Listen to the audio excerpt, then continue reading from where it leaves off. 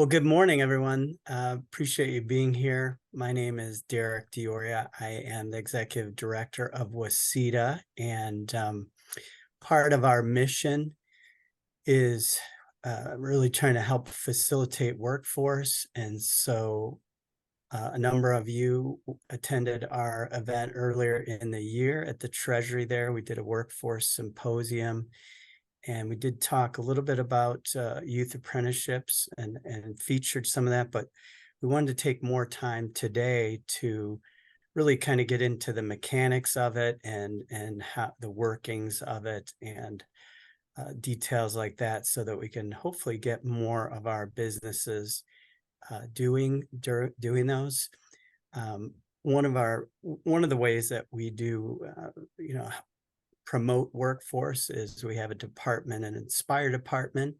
Lisa Pavett, who is with us today, works closely with all of our schools and our businesses and other agencies to try to facilitate work experiences, particularly youth apprenticeships. And so we work with a lot of partners. They're listed here. Want to thank them. They did most of the work in putting this together. So really appreciate your partnerships and working with you to expand what we're doing here. So with that, we're gonna get started. We have a great program for you.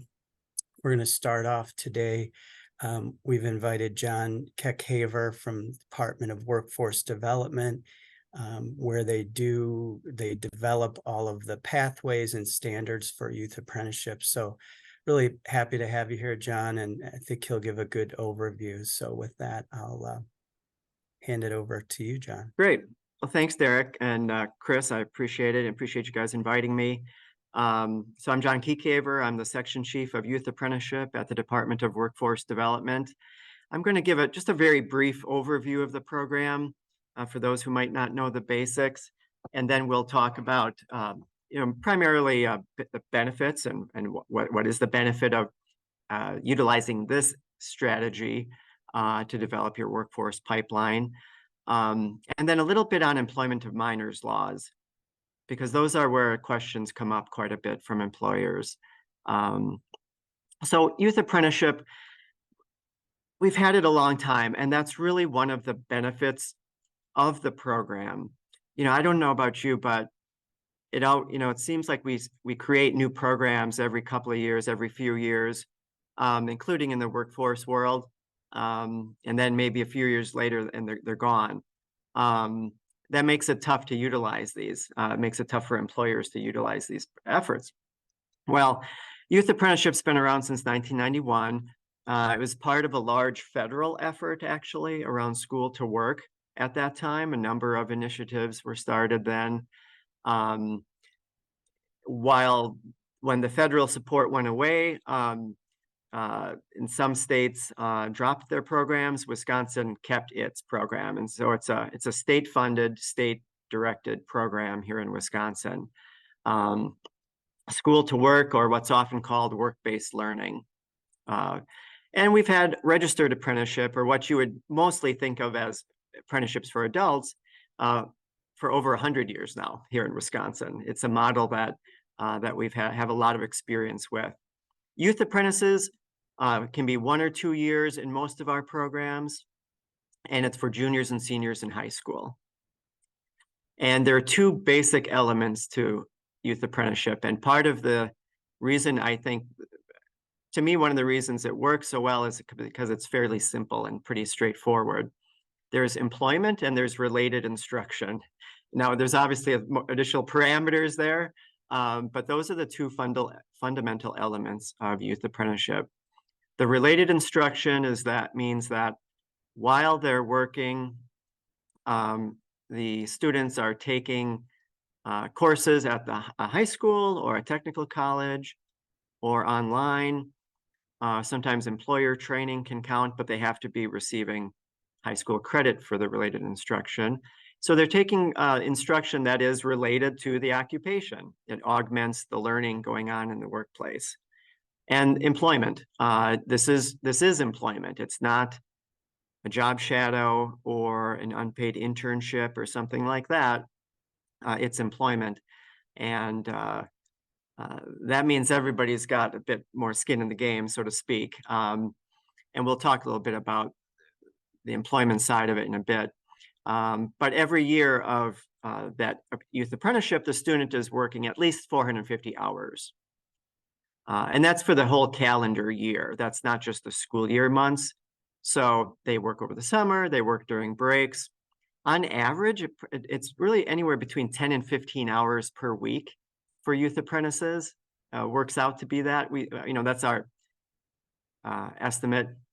Some work many more hours than that per week. It really is an employment relationship. So it depends on what that employer needs and what they work out with the employee. But a few basic elements to the program that cause youth apprenticeship to be what other people call the gold standard of work-based learning, and I wouldn't disagree with that. Whenever we put programs together, and a few of us were just talking about this ahead of this meeting, we're not coming up with what that apprenticeship should look like on our own here at DWD. We pull together employers in that given industry, and they help us establish what that list of competencies is that the apprentice should be learning on the job. We're doing that right now in a few new areas. And so there's a process that we use for that. Another key element is that the employer does designate someone as a mentor for the youth apprentice at the workplace. For some of these high school students, this might be their first job. Even if it's not, a mentor can be very valuable in the workplace. Many employers are turning to have towards a mentoring system, even if they don't have apprentices. It's a very valuable function, and it's just somebody who can help answer questions that the youth apprentice might have, help them get acclimated to their workplace. So that mentor is designated, by the employer. And I mentioned the related instruction already. And then sometime during the year, the student, the apprentice, is evaluated on their skills. That list of competencies is reviewed to just make sure that the student is on track to be learning the things that they're supposed to be learning for that employer. And so we have a system in Wisconsin, and it's different than some states, where we have here at DWD, we have state staff and we oversee the program. We provide grant funds to help run it, but it's provided locally by what we call YA consortia. And these consortia are a combination of school districts and other workforce entities. I think that's on a later slide, I don't recall, but so it's operated locally with folks who have more local knowledge and relationships, but it operates within uniform statewide parameters. So if an employer in Green Bay is interested in some possible employee, and they happen to have been a youth apprentice in Madison in that field, they're going to know that there's this uniform, competencies that they've learned. So those skills are transferable statewide. So what are the benefits for employers? Being able to hire into the high school space is really important these days for employers. And we talk to businesses all the time that want to be able to be involved in the high schools, but they don't know how to get in there. That maybe they don't really have contacts, or they don't know how to establish themselves in that high school hiring space. Because youth apprenticeship has been around for so long and is a trusted program within the schools, and I should say about 76% of the school districts in Wisconsin now participate in youth apprenticeship. It's just a great way to get into that hiring space and to get in front of kids is to start taking part in youth apprenticeship. And then once that happens, employers do a number of other things. They can be involved in career fairs or other activities in the high schools. So one of the main benefits is that it really gets you into that hiring space. Moving on to employment of minors laws, I'm just going to talk about this briefly. So we have a division here at DWD, the Equal Rights Division, and those are the investigators and the attorneys who enforce our labor laws. So we in the YA section, we don't interpret the laws. If someone comes to us with a specific fact situation and they have a question on, can I have a youth do this kind of work? Can I have a 17-year-old work on this piece of equipment? What about workers' comp? Things like that. I mean, we might answer it if it's a straightforward question, but if it's really a fact scenario, we're going to run that by our Equal Rights Division, so everybody has a clear answer in writing about what's allowed or not. So just very briefly, though, we do have employment of minors laws, used to be called child labor laws in Wisconsin. And what that means is we have a list of employment that's considered hazardous for minors. Okay, and it's prohibited. Those tasks are prohibited. All states have this. There's a federal version of this.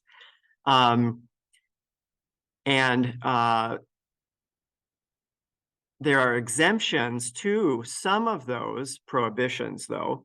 And one of the exemptions is for youth apprentices.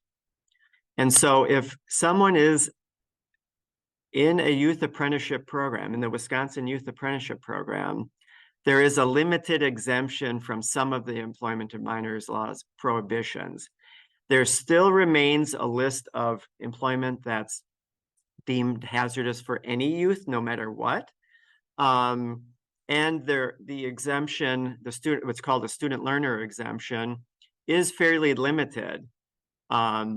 That the work that can be done under this exemption, that they otherwise wouldn't be able to do, has to be very limited. It's been interpreted to mean less than 5% of their work. But I just wanted to point out those basic points about our employment of minors laws. We have a list of prohibited employment. We have an exemption for youth apprentices, but it's fairly limited. And if there are any questions about employment of minors laws, we really urge folks to reach out to us because we can help you navigate that very easily and quickly. We have some resources around this, I think are on a future slide. But we can very, very quickly and easily get your employers answers to these questions.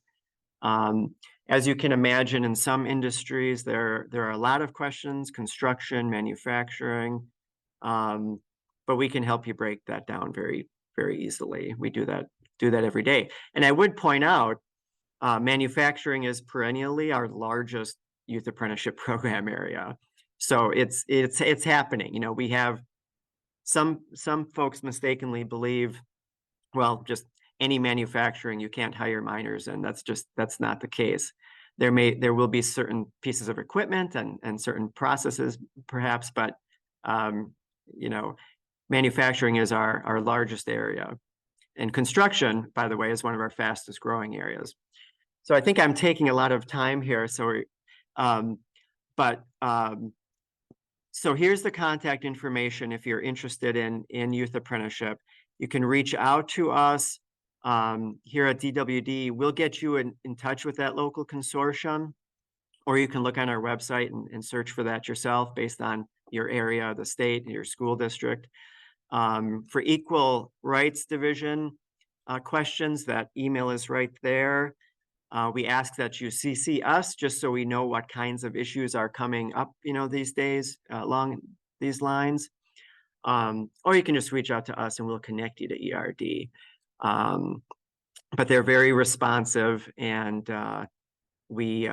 like I said, we get questions answered for folks every day on the employment of minors laws questions.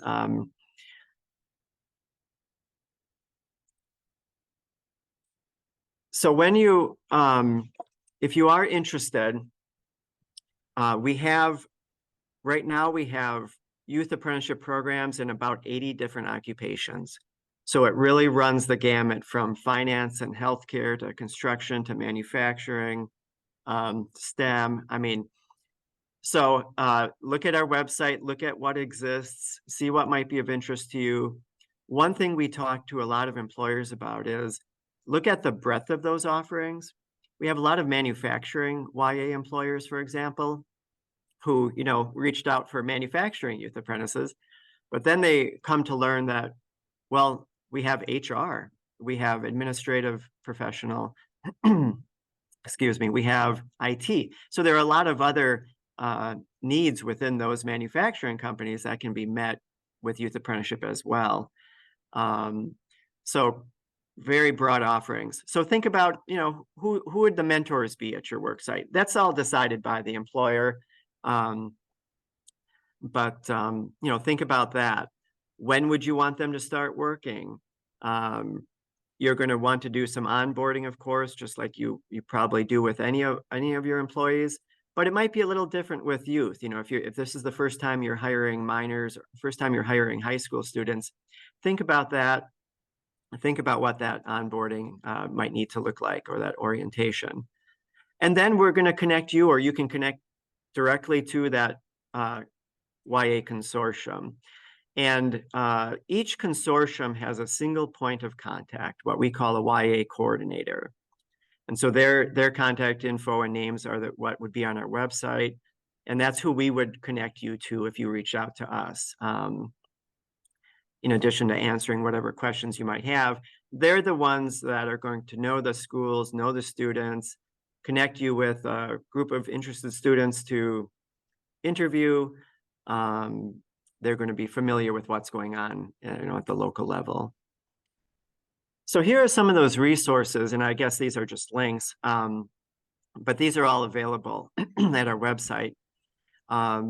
I want to point out that second item in particular, if you happen to be in manufacturing or construction, our ERD folks actually, there's no way of making a completely comprehensive list of tools and equipment that's used in the manufacturing and construction, world, but they put together a long list of common equipment, and they list whether a minor can use that equipment, whether, without being a YA, if they can use it, if they're a youth apprentice, and so on. So that second piece is a very helpful resource to a lot of employers.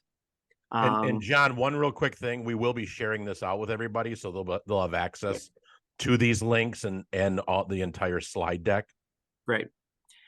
We do have a question. We do have a question from Janessa Starling, John, and the big question is: does the insurance company's policy override child labor questions? I'll read you the exact question. Would a company's insurance override the laws on what an apprentice is allowed to do? A couple of points in response to that. First of all, I wouldn't use the word override, because nothing is going to take away what the employment of minors laws dictate. Now, insurance policies sometimes have additional limitations. So that might be what's in play. We have found in the past some cases where the law allows something to happen, but an employer's insurance policies don't allow it. And so there have been times where we actually will discuss that, or let the insurance company know, or we'll help clarify, what's allowed. And they have actually changed policies. But you're definitely going to, as an employer, want to know both. You're going to want to know what's in your insurance policies, of course, but you're also going to want to know and be familiar with the employment of minors laws. So I wouldn't say one overrides the other, but your insurance policies, and then even your individual company's policies, might have additional, limitations or things that you've got to be aware of. We find all three of those at times. Sometimes the law has a limitation, or there's something there we have to be aware of. Sometimes an insurance policy might have a limitation or something, we've got to be aware of. And then sometimes just the policy or standard practice within a company might act as a limitation. So we find all three, at different times, but nothing really overrides those employment of minors laws.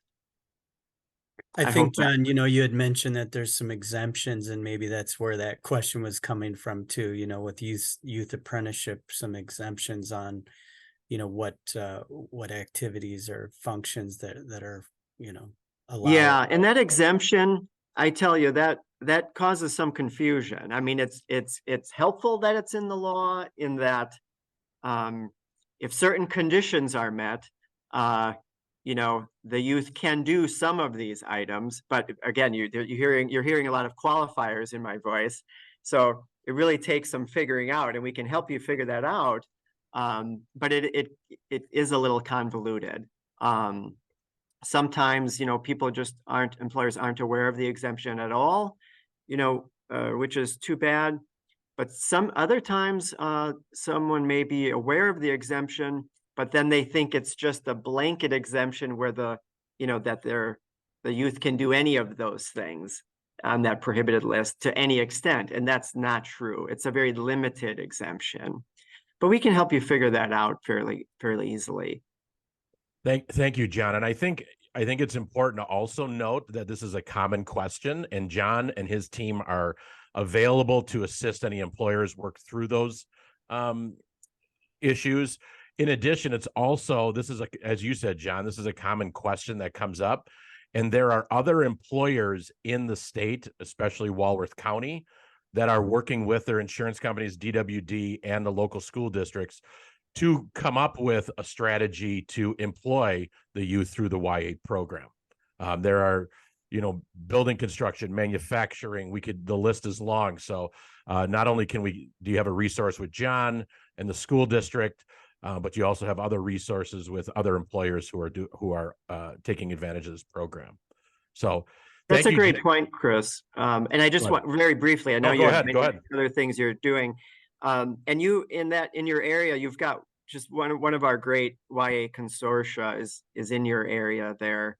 And Katie Groff, who heads that up as the coordinator, they're very experienced, and they're very helpful to the employers there. But that's a great point, Chris. We connect employers to other, employers that have had YAs in particular fields quite frequently, for advice on how to do it, or just, other considerations, or they just want to hear from a peer. That's, of course, understandable. So we can definitely make that happen. Yeah. Well, thank you, John. I appreciate you taking the time and coming on. And this is an important topic as we continue to feed that pipeline from the schools to the employers, and also connects employers with schools to lift up all of Walworth County. So John's slide deck will be available as the entire slide deck will be available. He's got QR codes for additional resources, and here's his email. So either take a snapshot or just wait for the QR code. So thank you, John, and feel free, John, to stay on if any other questions come up, or if you have a busy day. Thank you for taking the time to pull over with us. Well, thanks a lot. I appreciate being with you guys, and I'm sure we'll talk again soon. All right. Thank you, John. All right. Bye-bye. And I would like to introduce Mr. Michael Dahle. He's the Career and Technical Education and Youth Apprenticeship Coordinator for the Elkhorn Area School District. And Mike's going to walk us through, we're going to post some testimonials. So kind of a nice transition from, we were just talking with John about what are other employers, doing, and how are they seeing the benefits of the Youth Apprenticeship Program. Mr. Dahle, are you ready? I am ready, and I think that previous topic was a great segue into what we're going to be talking about this morning. So this morning I get to moderate a panel of local employers who've been helping work with local school districts over the years to develop a successful youth apprenticeship program. Today we get to hear some of their background, their hurdles, implementation strategies for success, and just kind of the overall impact that youth apprenticeship has had on their organization. So as Chris is flipping through some of these testimonials, you can gauge from local employers what impact that it has had on their organization.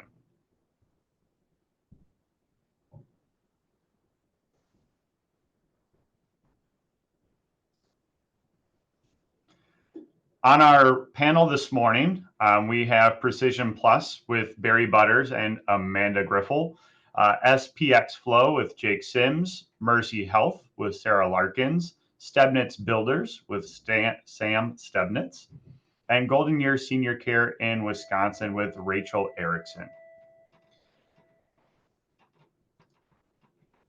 So leading into the questions here, I've kind of broken them down into different categories that I want each of our panelists to speak on.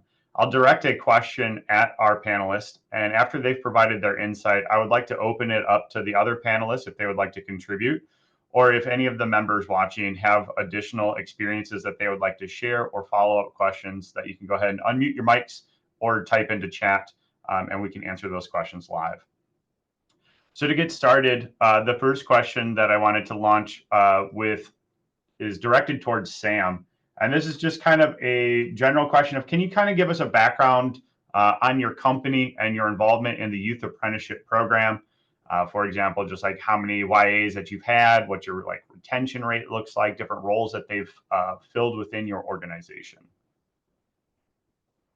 Yeah, so my name is Sam Stebnitz. I'm with Stebnitz Builders. We're based in Elkhorn, Wisconsin, and have spent 51 years remodeling homes in the Walworth County area.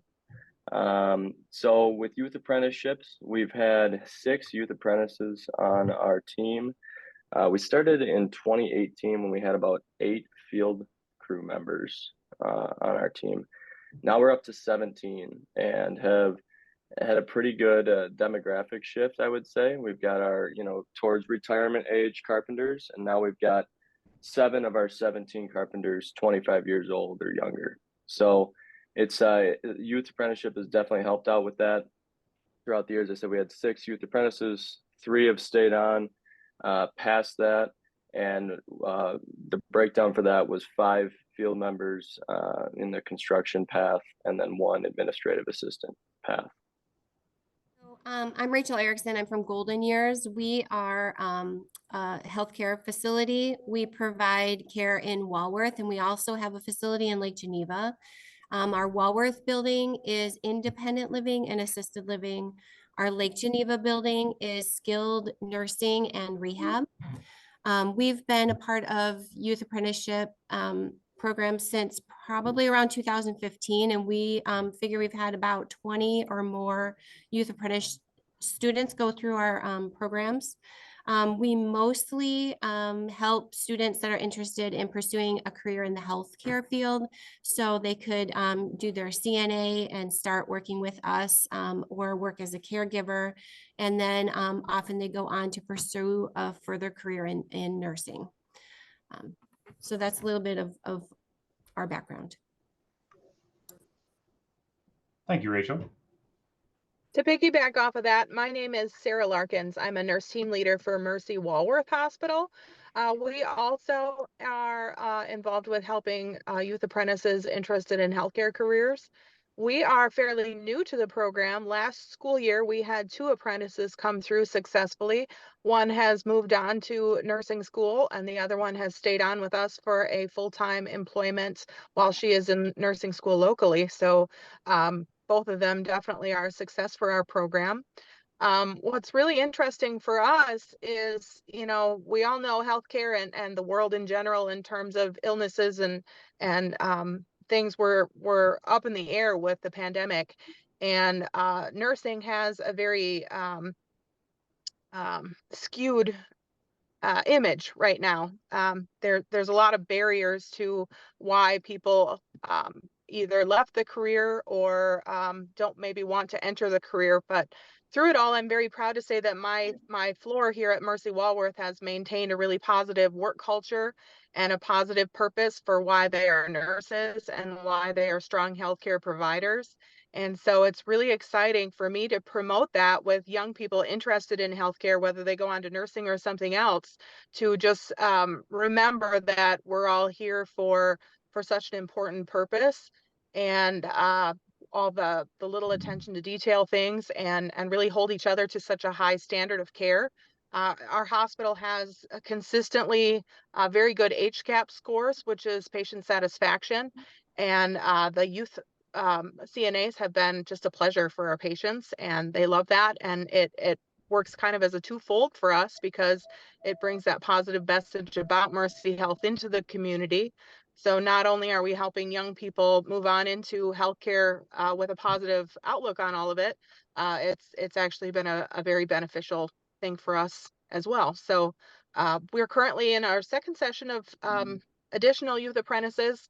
One has been up and going since the beginning of school, and a second one actually starts with us next week. She just had to pass her certification exam for the CNA course, and we're off and running, and we hope to have 2 more in the spring. So it's really going well. Well, you kind of took the wind out of my sails for number 2 that I was going to send your way, but that's awesome. Mike, did Yeah, you? we just love this. I was a youth apprentice myself, so as a CNA, so to see how much this program has evolved in 20 years is just fantastic. As we look at number 2 here, as industries continue to compete for future talent, how has the Youth Apprenticeship Program impacted or changed your recruitment and retention of talent? You kind of talked a little bit about that. I guess I would go ahead and then open it up to any of the other panelists if you would like to share your experience as well with as far as how it might have changed your recruitment or how it's helping you retain individuals as well. I guess I can weigh in. Barry Butters from Precision Plus. We're a contract manufacturer turning metal components for anybody and everybody who would like something done that's got some high technical pieces to it. So we have had a youth apprenticeship since 2013. So we probably had pretty near 50 youth apprenticeship in the building, and we probably have almost 100 youth running around the building with summertime internships. And what we found is that our best mentors now, because we have 9 people on the shop floor who came through YA, that they become our mentors, and they have a special soft spot in their heart because they went through the process, and they usually do a very good job of keeping those young people attuned as to what's going on in the shop floor. I think that's awesome. I can mirror that with Mercy Walworth. Now that we have one of our successful youth apprentices who finished the program, she's not a primary mentor, but she is able to help precept and work with the youth apprentice that's here. So it's definitely come full circle for us as well. So she went from being the student to being the teacher, and being somebody that understands the value of the program. She definitely has such an increased, her opinion has such increased value for the new girls coming through. This is Rachel Erickson. We see that a lot too with at Golden Years. A lot of the staff that we have right now that are also mentors were a part of the Youth Apprenticeship Program. And so they have just a very unique way of bringing up these students into our programs and working with them. And we really appreciate the different level of insight that they bring because they've been a part of the program themselves. One of the things that I wanted to touch on too with this aspect of it is retaining talent.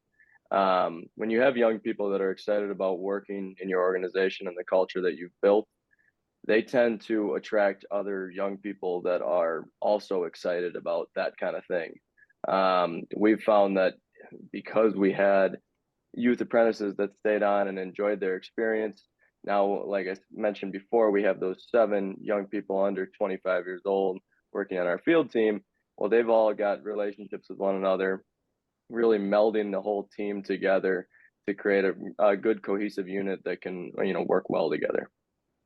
So we'll kind of jump ahead just because a couple of you have brought this up in your responses to the last one, but can you share some insight as to how you identify and prepare your mentors within your organization? Our main mentor at Mercy Walworth is also a CNA. She's been a CNA for a long time, and she's somebody who is very detail oriented and very much looking for making sure people learn not to cut corners and making sure that they're looking for the correct way to do things. She's very passionate about that.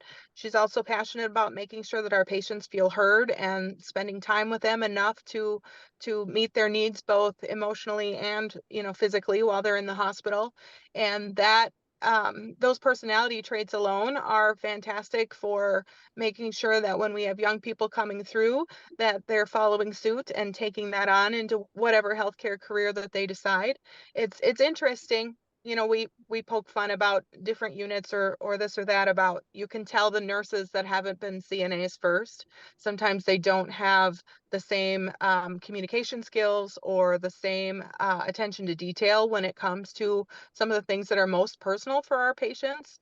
And so even if our apprentices don't stay in the nursing specific field, they're taking that knowledge and that experience just being in patients' physical bubble, and moving that forward. It's so hard to in healthcare, especially as a young person who is maybe intimidated by the fact that you might see somebody in a personal state, going to the bathroom, helping with a shower. Those sorts of things are very personal to our patients. And maybe you've met the person for all of 3 minutes before you're helping with some of these tasks. And so being able to break down those barriers and move forward with confidence and make our patients feel comfortable is something that our mentor feels is like an absolute must and a priority. And so that carries over for our students. At Golden Years, like I said, a lot of our mentors were youth apprenticeship students themselves, and a lot of the students we get are through word of mouth of other students that have gone through and become CNAs and are working at Golden Years that had such a positive experience that they want other people to be able to have that experience themselves. And one really great thing about Golden Years, especially our Lake Geneva building, is it's a big teaching training facility. So we have a lot of the Gateway students will do their clinicals at that facility. We have a nursing program that does their clinicals at that facility. A lot of our staff are used to being in teaching mode with everyone that we do hire and bring up, and especially the students.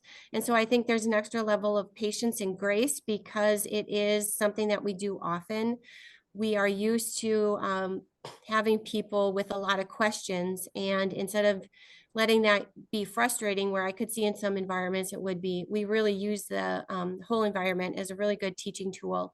And even the residents get involved, and they love participating and being the fake patient while someone learns how to dress a wound or whatever it might be. Everyone's involved, and it's such a good positive environment. And we've seen so many people when they finish the program want to stay on as staff, which we love, or even the fact that we get to be a part of their journey while they go on to further their nursing education. It's just a really good positive opportunity. As I mentioned, we use our YAs or XYs as mentors, but we do rotate our youth apprenticeship through the entire building and all the different departments. So they'll get several different mentors in each of the departments. And initially, we had a little pushback because some of our employees were like, how come these young people are getting all this cross training, and why didn't we? So we learned some lessons and have established the ability for our current employees to change positions and learn something new. And I think it's also important that we took away some of the fear as they were wondering if they're being replaced, the current employees. And once they were explained that if there are layoffs, you can't have youth apprenticeship in your building in those positions that you're laying people off in, that they're not there to take their job. And it turns out that these older employees who are in charge of their departments have grown quite fond of mentoring these young individuals and letting them know what their job is, and they have a lot of pride in what they do. So it's certainly reflected in their passing on that knowledge to the YAs. So we've had recently a really good experience with of having these young people do the rotations and then settle upon one place to work for the remainder of their youth apprenticeship. Yeah, one thing I wanted to quick mention to build off the pride part, in our skilled trade industry, I think it's important for our mentors to pass on their knowledge to the next generation. You see that a lot with people, organization building and trying to figure that out, how you're going to get the next generation in. Well, our oldest generation wants to pass their information down, and we are providing them with youth apprentices who are willing and eager to learn. And that's something that you may not be able to find just in the normal job applicant market, but with youth apprentices, that's their main goal, is they want to learn. And to our lead carpenters, that's super important, and it makes it so much more rewarding to be able to teach them something that they may be able to take on in their future careers. So I think some of these responses kind of help segue us into the next question here for specifics, specifically challenges and how to overcome them. Sam, since you were just talking right away, do you want to go ahead and share some challenges that you face and ways that you have found to overcome some of them when working with our high school age students? Yeah, absolutely. I think the biggest thing with high school, hiring high school students, especially during the school year, is the after school activities and involvement in things that are outside of work. And the position we've taken is you're only in high school for 4 years. You will be working for the rest of your career. So offering that grace of, you do your activities and you're still responsible with your job and your position, but allowing them to still be high school students when they have that time, I think it gives them the opportunity to find more joy in what they're doing, where instead of it taking away from their experience, it's just adding to it. We've done the same exact thing in my setting. I have made the CNAs that have come through give me a schedule that works for them. The hospital runs on 12-hour shifts. It very much is regimented that way. I do not have the same expectation for the youth apprentices. I give them a calendar that they fill out basically month to month, and they obligate themselves to hours that work around their school schedule, their personal lives, their priorities as a young person. And then once they give me that calendar, that's where they're locked in. That's what I hold them accountable for. And they have the same responsibilities as any other employee. If you have to be absent, you have to give the same notice. If you're sick, you have to go through the same process, but I don't want them to miss out on the things that they'll never get the opportunity to do in high school either. I very much am a leader that promotes work-life balance, and to be able to do that for the youth apprentices and make sure that they understand those expectations clearly makes them that much more appreciative of the program and how they can move through it. And we do something similar with golden years. We 100% agree with everything that you said, Sam and Sarah. We realize that high school years are fun and informative for them. Their sense of community and the things that they belong to are important. So we try very hard to flex our schedule according to, the shift that would best work with them. And, we also realize a lot of these students, this is their first job. They are having a lack of maturity and lack of experience, but, to really grow with them and teach them and train them the proper way to, call in when you're sick and notify when you can't do a shift, and, work with them on those lines really will help them in the future with whatever job that they get. And a nice thing about golden years is that, we have a higher number of staffing levels. So the number of staff that we have is high. And so that allows us to actually spend extra time with these mentors and students so that the training is at the level that we want it to be. So that's really beneficial for us and for them. I would concur with everything that's been said. We learned a lesson early on that when we try to get the youth apprenticeship locked into a morning schedule or something like that, that we were losing out on some of the best YAs that we've had, those who are most active in their schools. So we adjust schedules as much as possible. So we'd like to try to get them in the summertime to do our base training so that we can knock it out with a full-time day. And then essentially what happens is that we just adjust their schedule. We have kids coming in and out of the building at all hours based upon their schedule. So it's everything that everyone else has said is true. I was just going to add, for healthcare, one of the things we look at for an applicant of an experienced nurse is what it means to them to be engaged. And so engagement can mean a lot of things. Are you willing to be involved on committees? Are you willing to be involved on new initiatives? Are you just positive when we're celebrating little things about the department? I could go on and on and on.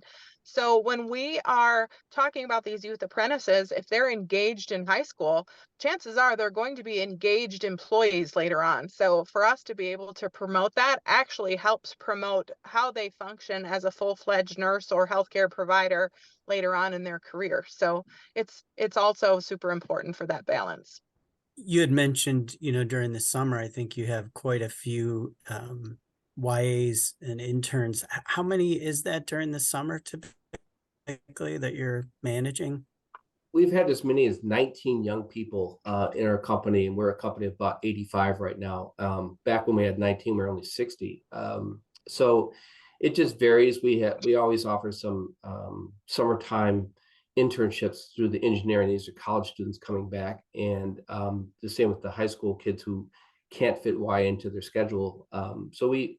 I would say, looking back, doing the math, we've had well over 100 young people in our building in the last 11 years doing some sort of YA or summer internship. And, it's tough in this day and age to hold on to any employees for any length of time, especially in our field, because we are a hotbed of CNC machining in Walworth County in the southern part of the state here. So we're basically stealing people back and forth from company to company. So it's difficult to maintain anyone for any length of time, but we've been quite successful now in recent years to hold on to them. And not just in production. We have a young man who's in the marketing department right now.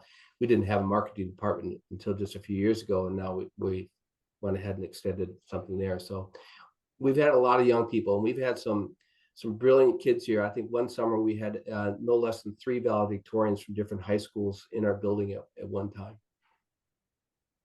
That's great, just to hear how many you've worked with and that you can manage, that many during the summer. Thank you. There was a little pain for me, though. I'm always worried that they're going to screw something up out there. So I'm, constantly running around making sure that they are not running amok. In order to wrap this up quickly here, we'll just kind of go around the circle, as it were, and just say, what is one piece of advice that you would offer any company that is considering entering into this? Mr. Butters, we'll start with you. Sure. For manufacturing companies looking to start a YA program, don't let the insurance thing hang you up. Mike Reeder made a commitment back in 2012-13 to develop the next generation machinists, and we have a list of 3 items that this youth apprenticeship can't use here in our building. Everything else they can use under direct supervision. And the conversation wasn't, hey, is my insurance company going to allow this? The discussion was, where do I find an insurance company that's going to allow this? If you're not going to, we'll find somebody who will. So, someone said earlier that the older generation just wants to pass on information to those coming, and we see that so often. We have great nurses, great CNAs, and they love what they do, and they're really excited to share that with the next generation coming up. So for us, it's been nothing but positives having youth apprenticeships work in our programs. So I would definitely recommend any company that's considering it or thinking about it, just go ahead and do it. I really don't think you'll regret it. And for any of the students that are considering being a part of the youth apprenticeship program, we always joke with them to come spend the rest of your life with us because we just feel like Golden Years is such a great company to work for. But for any of the students that are even just curious or wondering what it's like, come to Golden Years and have a tour and just see what it's like and get a feel for the company, so you can see if maybe you feel like you'd be a good fit there. And for any of those that are really feeling strongly that this is something they want to do, we'd say just go ahead and do it and make that next step happen.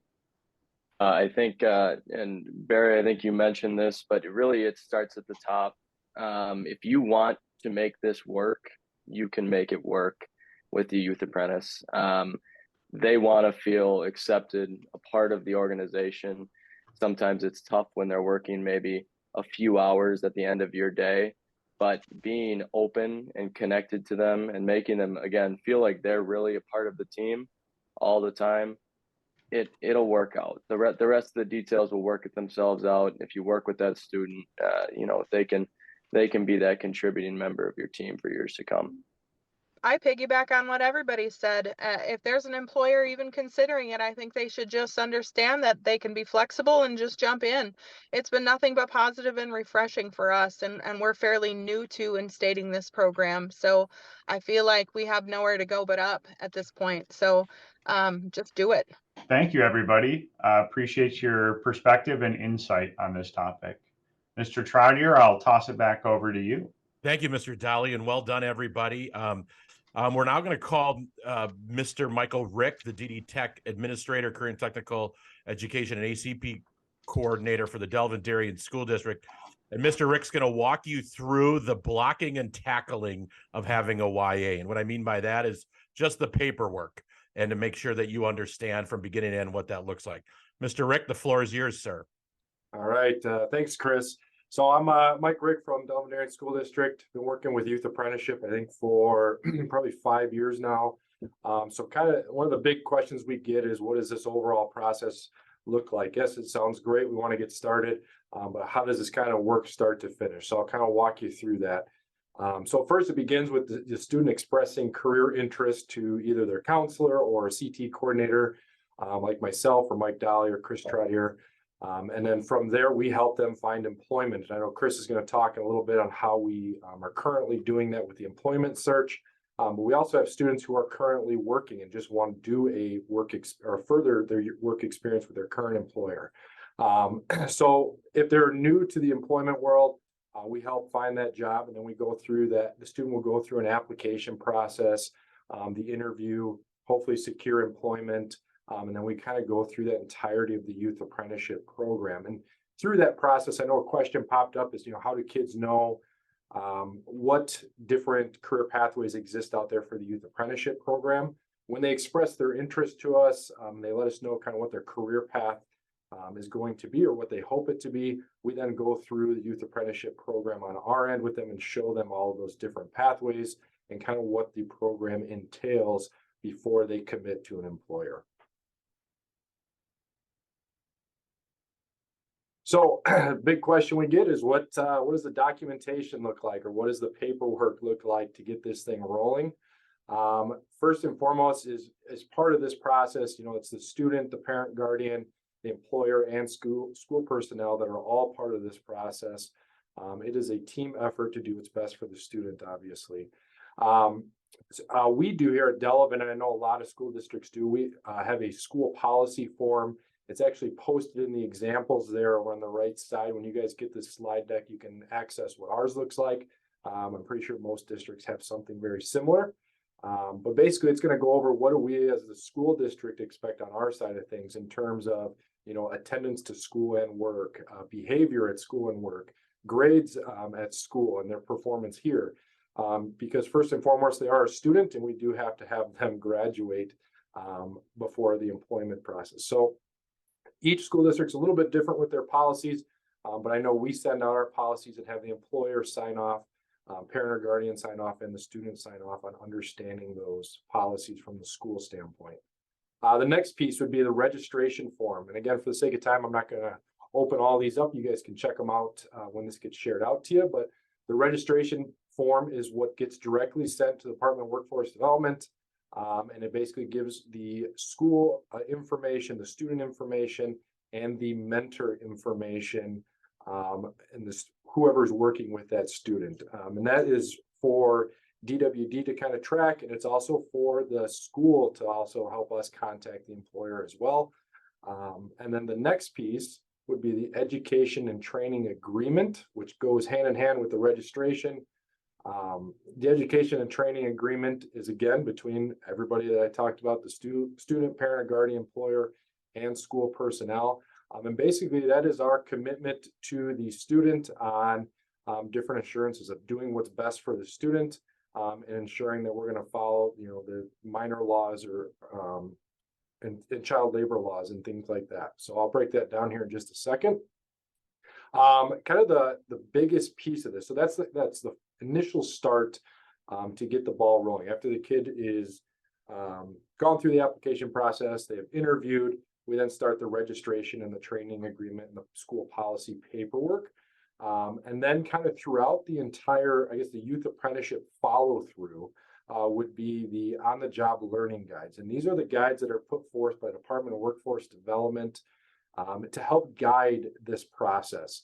And you can check them out there. There's an example for carpentry over on the right-hand side. And if you click that link where it says on-the-job learning guide, it'll show you all of them. And you can kind of explore the different ones that relate to your current sector, your employment sector. So it's going to go through, it's going to show you that we have to document 450 hours for level 1, which is a 1-year commitment. And then we also can do a 2-year commitment, which is 900 hours that need to be documented. We typically do that through, collecting pay stubs from the student or collecting summary sheets from HR at the different industries. So the next piece on that is going to be our documented related instruction. So one of the biggest pieces, I know John talked about this in the beginning, is that the kids are not just going to work for throughout this process. They are also taking related classes within their schools. And for example, I'll use carpentry for an example. If we have a student going into carpentry youth apprenticeship, they're taking our construction classes, maybe our employability skills class along the way or at the same time as their current experience. And so that is a huge piece that we do document for Department of Workforce Development. So that's more on the school side that we'll document. The next piece that you'll see outlined in there is the skills competencies. And when you access these documents, you'll see at the top, you'll see a list. It's kind of a master list of all those competencies and what is required for training.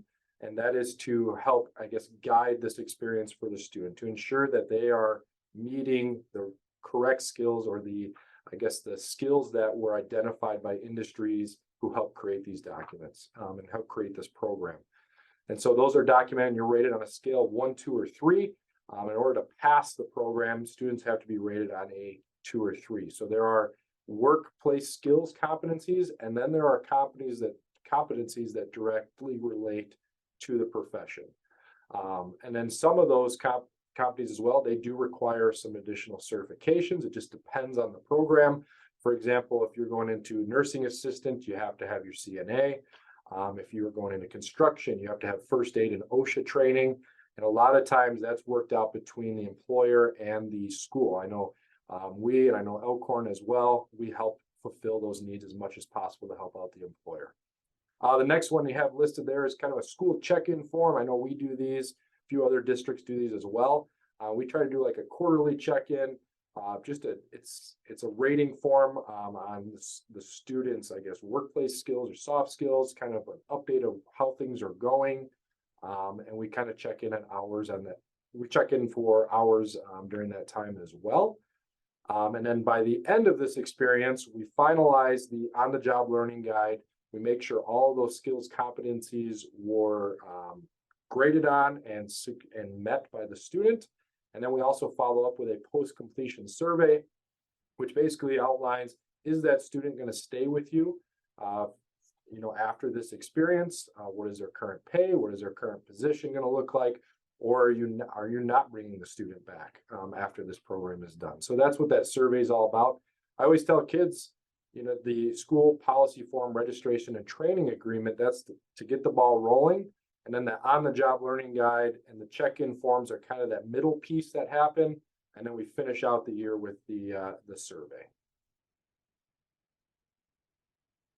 All right, so kind of what are the responsibilities for everybody involved? I know we've kind of outlined this a few times throughout the presentation, but all of the assurances and I guess the responsibilities are outlined in the education and training agreement, which you can access.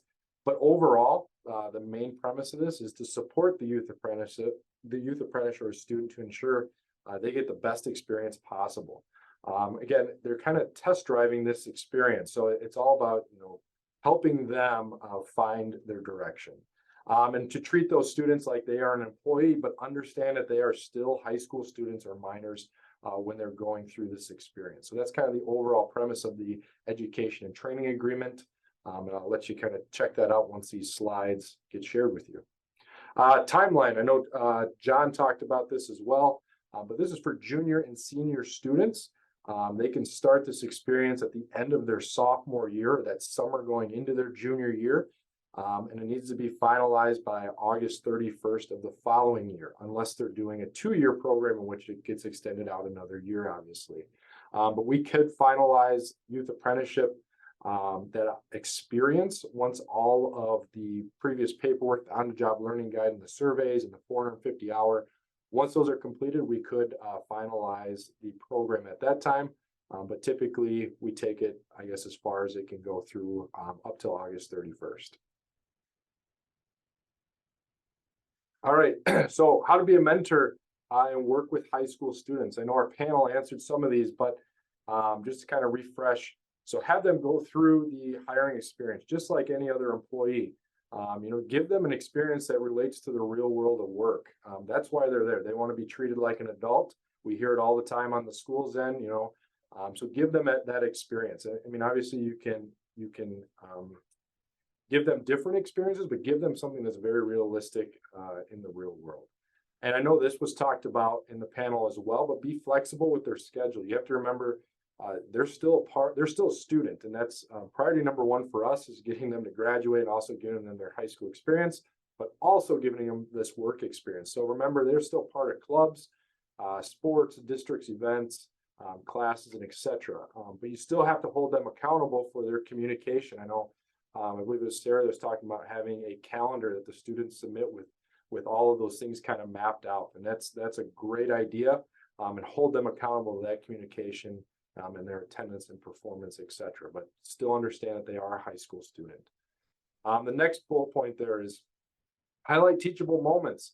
Remember, they are still developing a sense of identity, trying to figure out who they are, what career path they want to pursue. They're trying to figure out good work habits, bad work habits, and their technical skills. So try to celebrate those or highlight those moments when they come across. If it's something that you would I like to highlight as an employer, I would say definitely do it. It really helps, I guess, develop that sense of identity for the kids and lets them know that they're important in your process. Last piece here is, like I said before, is they are test driving. So don't let this discourage you. I know so many of our employers are like, I want someone who's 110% going into this field. Well, they're very interested in that field, but they've had no experience outside of our classes with that field. So give them an experience that they can't say no to. Like, they are very interested in coming out to see you. If you highlight that experience and give them everything that you have and mentor them and pair them up with a mentor that really takes to them and wants to teach them things, and you highlight those experiences, you're definitely going to generate a pipeline into your business or industry. So just understand that as we go through this. Last but not least, I have is, remember, this is a learning experience. Just give them a chance. I'll be honest with you, some YAs, they stay with those companies forever. Some don't work out. That's just the nature of the game. But give them a chance and get to know them. I love to highlight our pictures down below. The ones on the left there, the two are from Precision Plus, and you'll see there, this is from their celebration of getting to know them and kind of onboarding process that they like to highlight each year. And we had a student there in that picture, and I don't know if you guys can see it in the screen in the background, but they got to know this kid who's ours. And they have up there his showing at the Walworth County Fair. They're highlighting him in more than just work. They're showing that they're bought into this student, which is huge for them. It creates a moment for that kid to know that they are respected and highlighted in the field, which is great. So get to know them, create an onboarding experience that they'll never forget. And then also try to give them an experience in your company. I know a lot of them in the manufacturing world, a lot of people have taken this on, is having these students kind of follow the life of their product to let them see all the aspects of their company. And then they kind of have them hone in or focus in on their favorite area. So it's a great way to get them involved in your company and to give them more of an exploration experience before really locking in on something that they like.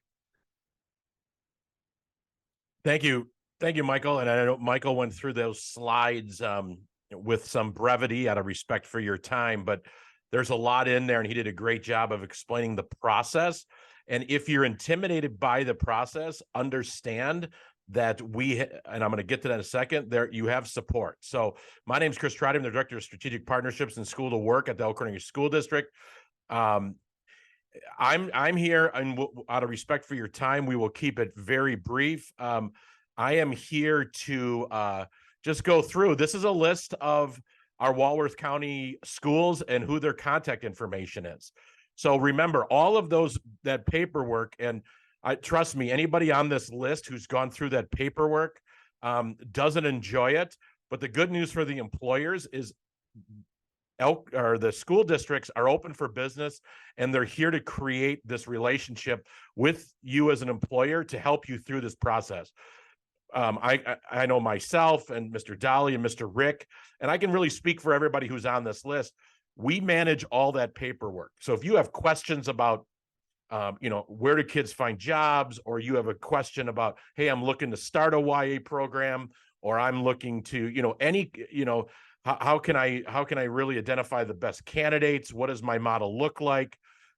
These are your contacts, and these will be in the slides. You can email them, and we are here to help. I think the exciting piece right now, if you're in Walworth County, is all of us, everybody on this list, is meeting once a month to talk about how we can support employers more effectively and easier. So we are coming together. We realize, I know Mr. Rick and I and Mr. Dahle, we've had conversations about how many of our schools are reaching out to so many employers, and they're probably getting inundated with calls from each school. And we just want to make sure that we're kind of creating an experience that is personalized for our culture and our community, but also universal for our employers, so they know when they call somebody, whether it's an Elkhorn kid, an East Troy kid, a Delavan kid, they're getting a similar experience. And most importantly, the host of this meeting, WCEDA, has somebody who also will help, and that is Mrs. Lisa Pavett. I'd like to introduce her. She's the program manager for Inspire, and she's just going to walk you through a couple opportunities and highlight our Wisconsin Jobs Board. Lisa? Thanks, everyone, for joining. This has been a great event. I also work with all of the high schools in Walworth County. So if you have an experience that you want to provide, instead of reaching out to everyone in the different schools, you can reach out to me and I could do that for you. Right now I'm doing manufacturing tours for Manufacturing Month. So I'm setting up tours for all of the high schools to go visit a few manufacturers and see what they're all about. And we provide lunch at Gateway. I also could set up career panels at the high school. So if it's something you'd like to participate in, I can definitely get you scheduled for that. I just basically company tours, and if a student's interested in hospitality, I can set that up with one of our members, Lake Lawn, Grand Geneva, things like that. So that's kind of what I do. I work with all the schools. I have a great group of employers that I work with, all members of WCEDA. If you're interested in hearing more about how to join WCEDA and get involved in that list, just please reach out to me. My email is lisa@walworthbusiness.com. I will put that in the notes. And the jobs, as far as the jobs board, it's a great place for you to put your job opportunities.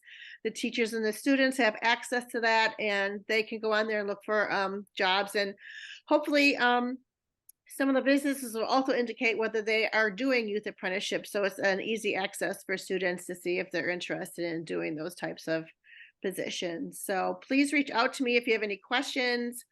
And I'd be so happy to answer them for you or come out and visit with you and get you connected. Thank you, Lisa. And I will circle back. These are great opportunities. I give WCEDA a ton of credit, and thank you for connecting. I think this is all about connecting our employers to schools.